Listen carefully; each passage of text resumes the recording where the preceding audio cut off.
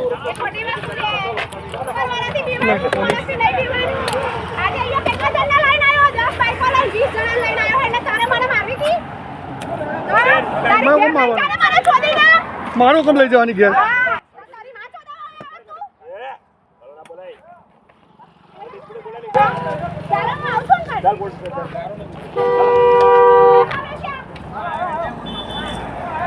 છે વસ્તુ છે ભાઈ આપણી બધી વસ્તુ છે ભાઈ આપણી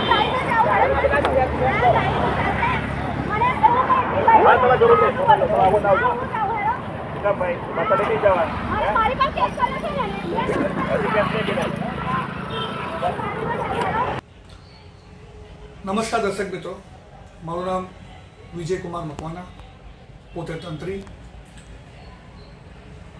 નીરુબેન ઠાકોર કે જે સમિયાલા રાયપુરા રોડ પર વિદેશી દારૂનો ધંધોનો વેપાર કરે છે, એ ધંધાનો વિડીયો ઘણી બધી ચેનલોમાં વાયરલ થયો હતો. પહેલાં પણ એ વિડીયો જોવામાં આવ્યો છે. મને જેવી જાણ થઈ, વિડીયો મેં જોયો કે સમિયાલા રાયપુરા રોડ પર નીરુબેન ઠાકોરનો વિદેશી દારૂનો ધંધો ધમધમે છે, એટલે હું પોતે કવરેજ કરવા ગયો હતો. અને આ અઠવાડિયે સોમવારના દિવસે મેં પોતે વિડીયો વાયરલ કર્યો. ત્યારબાદ બીજી 2 ચેનલમાં વાયરલ થયો, 4 ચેનલમાં વાયરલ થયો.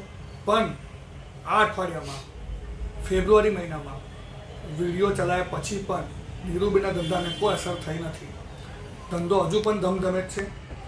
એટલે 19 તારીખે 4:30-5 વાગે હું ફરીથી મારા મિત્ર સાથે વિડીયો કવરેજ કરવા ગયો હતો. વિડીયો કવરેજ કર્યા પછી, વિડીયો લીધા પછી જ્યારે પરત ફરતો હતો, રિટર્ન બહાર આવતો હતો, ત્યારે 5 ઈસમો દ્વારા, એમાંથી એક જયમેશ ઠાકોર અને ગુંડા જેવા અસામાજિક લોકોએ મારા પર હુમલો કર્યો. મારી ગાડીની ચાવી કાઢી લીધી, મારા મોબાઈલ તોડવાની કોશિશ કરી, છીનવી લીધા, મારો માલ સામાન મિલકતને નુકસાન પહોંચાડ્યું, મારી ગાડી પાડી દીધી.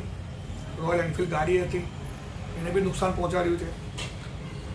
એટલે પછી થોડી વાર જીવલેણ હુમલોની શરૂઆત થઈ. મારા પર ફટકાના અને કડાના ઘા માર્યા.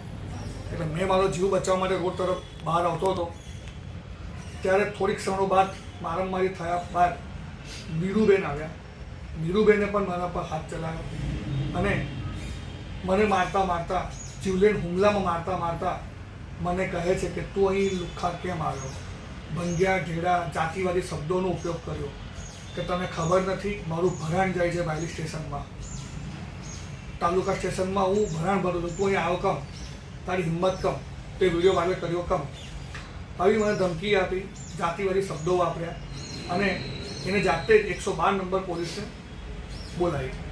112 નંબરની પોલીસ આવતા સુધી 5 લોકોએ મને દબોચી રાખ્યો હતો અને ચપ્પુ બી મને બતાવવાની કોશિશ કરી હતી કે તને ચપ્પુ બી અમે ઘૂસડી દઈશું, જો તું ભાગીશ તો અહીંયા તું પતી જઈશ.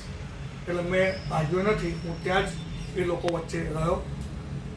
15-17 મિનિટે ગાડી આવી. એટલે ગાડીમાં પીસીઆરમાં હું અને નીરુ ઠાકોર તાલુકા સ્ટેશને પહોંચ્યા. મારા બંને મોબાઈલ નીરુ પાસે હતા. એટલે નીરુએ મોબાઈલ પીસીઆર વાનમાં અરવિંદભાઈ હતા, એમને આપી દીધા. અરવિંદભાઈ મોબાઈલ અને અમુક મારી મિલકત સામાન જે ગયો હતો એ એમને લઈ લીધો. અરવિંદભાઈએ મારા મોબાઈલ લઈને તાલુકા પોલીસ સ્ટેશનમાં મને પરત કર્યા. અમુક ક્ષણો બાદ ત્યાં તાલુકા સ્ટેશનમાં નીરુબેન જગ જાહેર બધા વચ્ચે એવું કહે છે કે હું ભરાણ ભરું છું, હું રૂપિયા આલું છું, તાલુકાને ખવડાવું છું, તો તમે મારી પહેલી ફરિયાદ લઈ લો, મારી તમે અરજી લઈ લો અને છેડતીનો ગુનો દાખલ કરો. આવા બધા ગંદા અને ખોટા આક્ષેપ મારા પર લગાયા. રાત્રે મેં સમાચાર બનાવ્યા હતા કે નીરુબેનનો આતંક આટલો બધો કોના મહેરબાનીથી થાય છે, નીરુબેન આટલા બધા પહેલવાન કેવી રીતે બની ગયા. તાલુકા પોલીસની હદમાં આ ઇંગ્લિશ દારૂનો ધંધો તો ખરો જ, પણ નીરુબેન કુખ્યાત મહિલા બુટલેગર હોવાથી આટલી દાદાગીરી કેવી રીતે કરી શકે. જેથી મેં વિચાર્યું કે કુખ્યાત બુટલેગર મહિલા આટલા દાદાગીરીથી પોલીસ સ્ટેશનમાં હોબળો કેવી રીતે મચાઈ શકે? જો કે તો બુટલેગર છે. શું પોલીસને જાણ નથી બુટલેગરની જગ્યા ક્યાં છે, બુટલેગરને ક્યાં બેસાડવા જોઈએ? બુટલેગર એક અસામાજિક તત્વ છે. એની જગ્યા પોલીસ સ્ટેશનના કેબિનમાં નથી, બહાર બાકડા પર છે. છતાં પણ નીરુબેન પોલીસ સ્ટેશનમાં પોતાની બાપ દાદાની પેઢીનું જે ઘર હોય ને એવી રીતે દરેક અલગ અલગ કેબિનમાં ફરતા હતા અને નાસ્તા કરતા હતા. એનો વિડીયો પણ આપણી પાસે સ્ટિંગ ઓપરેશન છે કે નીરુબેન તાલુકા પોલીસ સ્ટેશનમાં નાસ્તા પાણી કરી રહ્યા હતા અને બધાને વચ્ચે વાત કરતા હતા કે આક્ષેપ લગાવી દે કે વિજયકુમાર મકવાણા પર છેડતીનો ગુનો દાખલ કરો અને એને જેલમાં નાખો. પછી બીજા દિવસે જ્યારે સમાચાર વાયરલ થયા ત્યારે પત્રકાર મિત્રો, સામાજિક આગેવાની કાર્યકર્તા મારી મુલાકાત લીધી. બીજા દિવસે અમે ફરી તાલુકા સ્ટેશન ભેગા થયા. એમની આગેવાનીમાં એમના સાથ સહકારથી બે શ્રી પીઆઈટી ટાંગ જે ખરા બારી તાલુકાના ઉચ્ચ અધિકારીની સાથે મુલાકાત કરી. એમને મારી સાંભળી અને એમને કીધું કે અમે એક્શન લેવા તૈયાર છે, અમે ફરિયાદ લઈશું. એટલે મારી પાસે એમને અરજી લીધી. અરજી પર એમને કામ કરવાનું સક્રિય પગલું બતાવ્યું, પણ ત્યાંનો સ્ટાફ, તાલુકા સ્ટેશનનો સ્ટાફ હજુ પણ બાય બાય ચાની કરતા હતા.